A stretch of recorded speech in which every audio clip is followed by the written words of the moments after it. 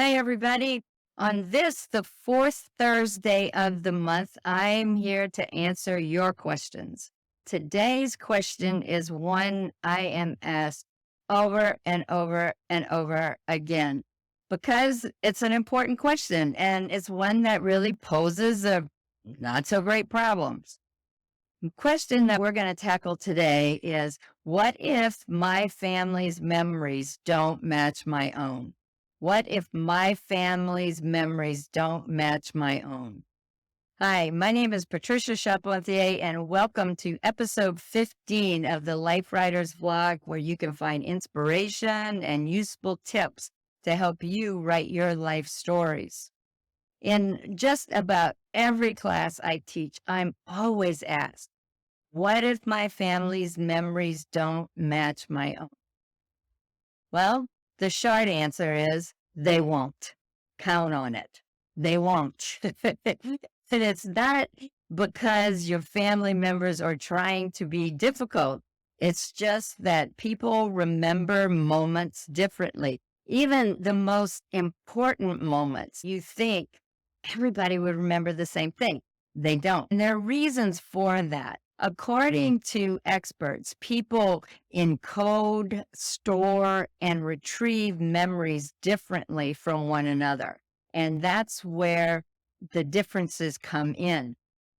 I remember reading about this doctor who once described how memories work. He says each time we relive a memory, we pull it out, we open it up, relive it, and then we fold it back up, not quite the same way, and we put it back in our memory.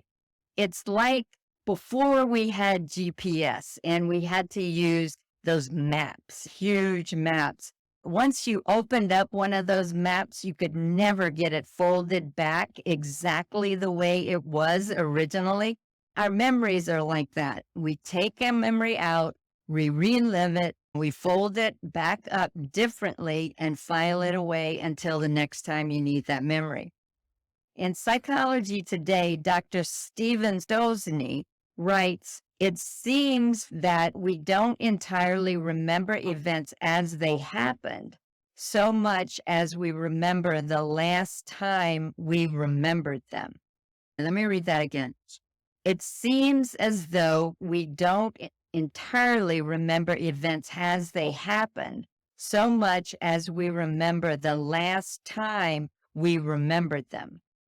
When you're writing about a shared experience from 40, 50, 60 years before, that memory has morphed into something different for each person.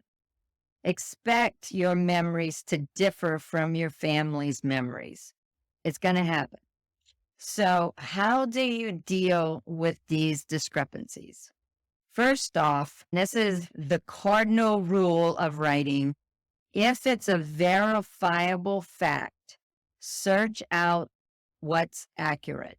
If it's something you can look up and it will tell you if it's right or wrong, look it up. Such things as spellings of names and dates of events. If it is something you can verify at all, verify it. You want to make sure those facts are accurate. I love the approach one of my class members and clients had. Lloyd Gilbert Gilly was his name. Every time Lloyd wrote a story, with great excitement, he'd send it out to all his siblings. Within minutes, he would get phone calls and emails telling him that's not the way whatever it was he wrote happened. Then they would proceed to tell him how it really happened. Lloyd was great because that did not bother him one little bit. His comeback to his siblings was always, this is my book. Go write your own damn book. I love that. But he was right. Memoir is based on memory, and memory is personal and fallible. Memoir doesn't necessarily stand on hardcore facts all the time. It's supported by what we remember in the way we remember it.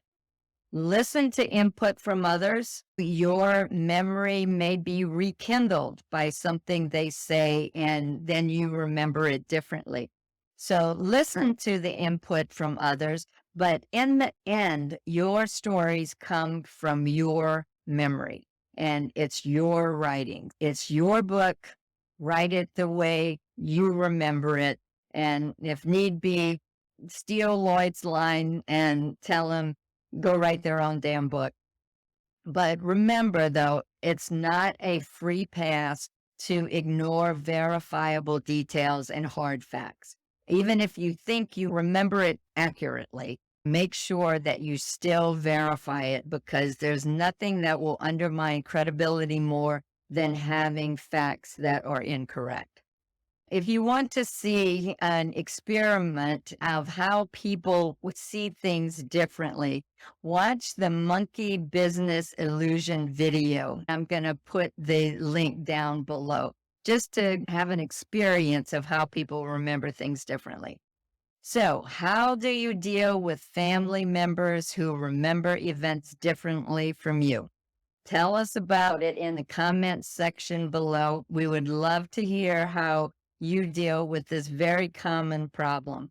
But remember, the only way to do this wrong is to not do it at all. The only way to do this wrong is to not do it at all. Until next time, happy writing, everybody. If you enjoyed this week's episode, you will love our Life Writers membership. Whether you don't know where to start writing your life stories, have started and stopped many times, or have been writing but want to receive feedback to make your stories better, the Life Writers membership is where you need to be. We have a Get Started roadmap, an extensive library of instructional videos, live events via Zoom, and a supportive and active community. If you want to take the stories that live in your heart and mind and put them onto the page, check out Life Writers at lifewriters.us.